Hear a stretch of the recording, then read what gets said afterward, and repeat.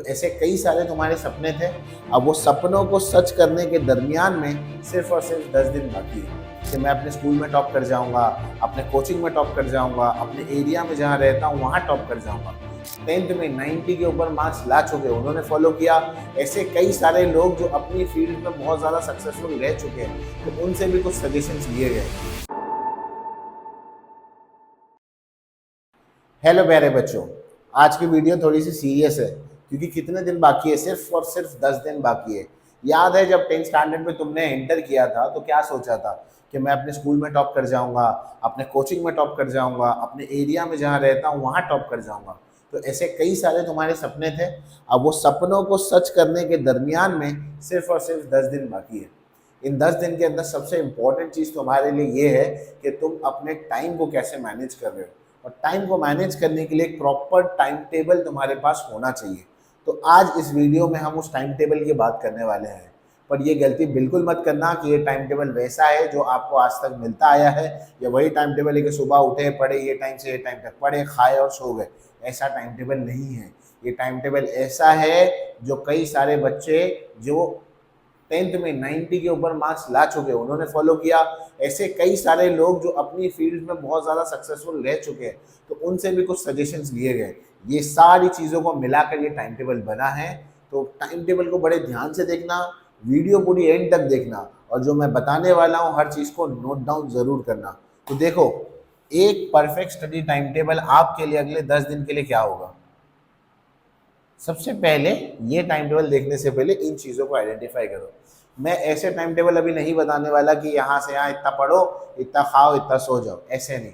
सबसे पहले तो ये समझ लो कि आप किस तरह के स्टूडेंट हैं। अगर आप ऐसे स्टूडेंट हैं जो सुबह सुबह उठकर जल्दी पढ़ सकते हैं, तो ये आपके लिए है। अगर आप नहीं पढ़ सकते तो टाइम टेबल को मैं जो बताने वाला हूँ उसको थोड़ा सा आपको चेंज करना पड़ेगा। सबसे पहली बात, मेरे हिसाब से पर्सनली तो है कि सुबह उठकर पढ़ना शुरू करो तो अच्छा होगा, क्योंकि डिस्टर्बेंस कम होगा। अगर नहीं जमता और आप दिन में देर से उठ के देर रात तक पढ़ते हो तो वो भी चलेगा। तो आइडेंटिफाई कर लो खुद को सबसे पहले कि आप अर्ली मॉर्निंग पर्सन हो या लेट नाइट पर्सन हो। ये आइडेंटिफाई करना बहुत ज़्यादा ज़रूरी है। उसके अलावा हर घर की कहानी भाई अलग होती है। किसी के फादर सुबह में जॉब पर निकल जाते हैं और फिर उसके बाद घर में शांति होती है। किसी के घर में छोटे भाई बहन हैं तो 12, 11, 1, 2 बजे में बहुत हसल बसल होती है, तो उस टाइम पर नहीं पढ़ सकते। तो पूरे 24 घंटे में से ये डिसाइड करो कि आपका सबसे प्रोडक्टिव टाइम क्या है। प्रोडक्टिव टाइम का मतलब क्या, जहाँ पर आप इनपुट जो भी दे रहे हो, आउटपुट उसका आपको 1.5x मिल रहा है, मतलब आउटपुट आपको उसका 1.5 गुना मिल रहा है। समझ गए। तो सबसे प्रोडक्टिव टाइम आपके दिन के कौन से वो आपको देखना है, उसके हिसाब से आपका टाइम टेबल बनना चाहिए। तीसरा, हर दिन का टाइम टेबल आपका उस दिन नहीं बनना चाहिए, उससे एक दिन पहले या उसके रात में बन जाना चाहिए। जैसे कल क्या मैं पढ़ने वाला हूँ वो आज रात को मैं डिसाइड कर लिख कर सो जाऊंगा कि मैं ये पढ़ने वाला हूँ, ताकि सुबह उठ के मेरे को ढूंढना नहीं पड़े कि मैं क्या पढ़ रहा हूँ। अब मैंने एक टाइम टेबल बनाया है, उसकी मॉडिफिकेशन और कस्टमाइजेशन तुम अपने हिसाब से कर सकते हो। पर ये टाइम टेबल के अंदर आप बहुत ही इफेक्टिवली 10 घंटे आराम से पढ़ेंगे। यूँ आप 10 घंटे पढ़ सकते हैं, उसके अलावा आराम से सो भी जाएंगे, उसके अलावा आप फ़ोन भी इस्तेमाल कर लेंगे। हाँ, बहुत सारी चीज़ आप इसमें कर भी लेंगे और 10 घंटे पढ़ भी लेंगे। यकीन नहीं आ रहा? देखो अब टाइम टेबल बता रहा हूँ। टाइम टेबल कुछ ये है आपका, पहले इसको समझ लो। टाइम अपने हिसाब से एडजस्ट कर सकते हो, पर इतने आवर्स और इतने स्लॉट्स उनको देने पड़ेंगे। मान लो कि अगर आप एक अर्ली मॉर्निंग पर्सन हो और सुबह 7 बजे उठ जाते हो, प्रॉपर 7 बजे उठ के पढ़ना शुरू कर सकते हो, तो 7 से 9 में आपका पहला सब्जेक्ट होगा। और वो सब्जेक्ट कौन सा लेंगे आप? पहला, जो आपका सबसे डिफिकल्ट सब्जेक्ट होगा। मान लो आपको साइंस डिफिकल्ट लगता है या ज्योमेट्री डिफिकल्ट लगता है, तो सुबह में सबसे पहला सब्जेक्ट आप वही उठाएंगे पढ़ने के लिए। क्यों? क्योंकि सुबह में एनर्जी का लेवल बहुत हाई होगा, कंसंट्रेशन का लेवल बहुत ज़्यादा हाई होगा, तो आप वहाँ पर उसको पढ़ सकते हैं। तो सबसे पहला सब्जेक्ट आपको उठाना है 7 से 9 में। अब ये होने के बाद पहला बच्चा सवाल यही करेगा, सर खाऊंगा कब, पेट पूजा कब करनी है? तो देखो 9 से 10 में ब्रेकफास्ट है, 1 घंटा आराम से टाइम है, ब्रेकफास्ट करो। सुबह में उठ के क्या करना है सर? भूखे पेट पढ़ना है क्या? थोड़ा बहुत कुछ खा लो, कोई नट्स वगैरह, थोड़ा एक आधा फ्रूट खा लो, ब्रेकफास्ट ये टाइम पे कर लो। मतलब मैं यूजुअली ये अर्बन सिटीज के हिसाब से टाइम टेबल बता रहा हूँ। अगर कोई टीयर 2 या टीयर 3 और दूर दराज के इलाके से कोई बच्चा देख रहा है तो उसका स्टडी रूटीन अलग होगा, उसके घर पे सुबह में 7 बजे नाश्ता बन जाता होगा, तो आप थोड़ा एडजस्ट कर सकते हो उसको। नेक्स्ट, 10 से 12 में आपका दूसरा सब्जेक्ट होना चाहिए जो मॉडरेटली आपके लिए डिफिकल्ट है। मान लो मुझे ज्योमेट्री के बाद हिंदी सबसे ज़्यादा डिफिकल्ट लगता है, तो मैं यहाँ पर हिंदी लगाकर पढ़ना शुरू करूँगा, 2 घंटे में उसको ही पढ़ूंगा। और याद रहे जब पढ़ रहे हो तो फ़ोन वगैरह आसपास में नहीं होना चाहिए। नेक्स्ट, फिर 12 से 1 में एक और एक सब्जेक्ट पढ़ना है 1 घंटे के लिए।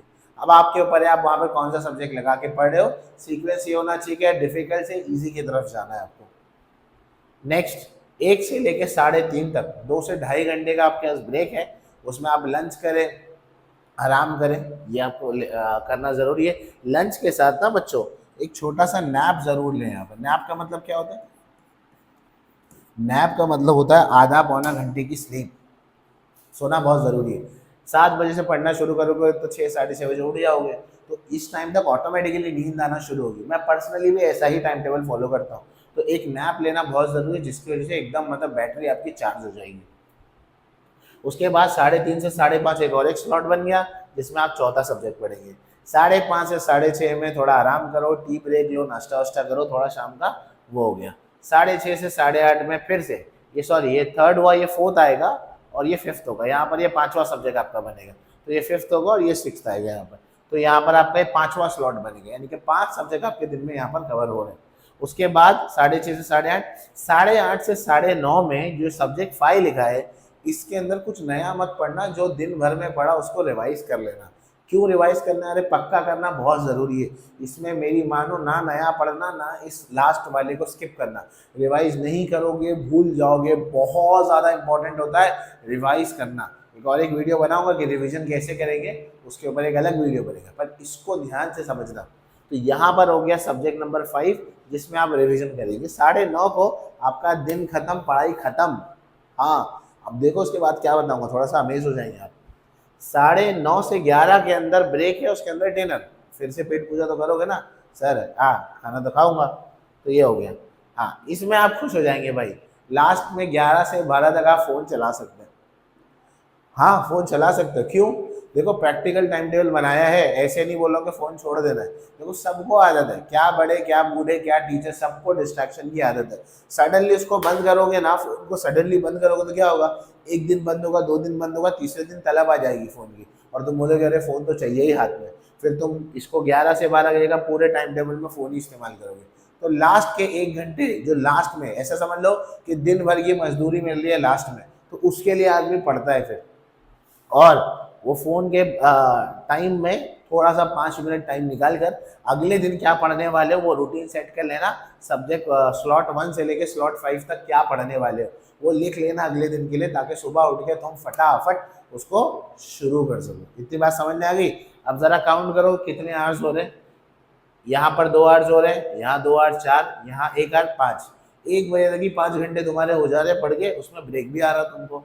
ये 5 हो गया। 5 के बाद ये 2 घंटे 7 घंटे हो गए तुम्हारे पास, और ये 7 घंटे आ गए, ये 7 2 9 हो गए और ये 10 हो गए। 10 आवर्स। 24 में से 10 घंटे पढ़ने भी है, और हाँ नींद लेनी बहुत ज़रूरी है। तो भाई 12 बजे से 6 बजे तक तुम्हारा ये हो गया, तुम 6-7 घंटे यहाँ सो गए, यहाँ पर तुम 1-1.5-2 घंटा सो गए, तो 7-8 घंटे की नींद तुम्हारी सफिशियंट है। और ऐसा तो है नहीं एकदम कट टू कट फॉलो करना है, आगे पीछे कर सकते हो। तो नींद भी तुमको मिल रही है, तुम टाइम पर उठ भी रहे हो। इससे पहले अगर 12 से पहले सो जाओगे तो और बेहतर है। तो ये सारा मिलाकर आपका एक परफेक्ट स्टडी टाइम टेबल बनता है। तो आप ऐसा टाइम टेबल बनाएं ज़रूर। कमेंट सेक्शन में अपना टाइम टेबल मेंशन करें ताकि बाकी लोग शायद उसको फॉलो कर सकें। इसके अलावा किस चीज़ पर आपको वीडियो चाहिए ज़रूर बताइए। हॉट्स के बहुत सारे क्वेश्चन मैंने कवर किए हैं, तो आप उसको जाकर वीडियोस देख सकते हैं। कुछ बाकी है वो भी अभी इंशाल्लाह ज़रूर कवर कर दूंगा। Till then keep working hard, all the best.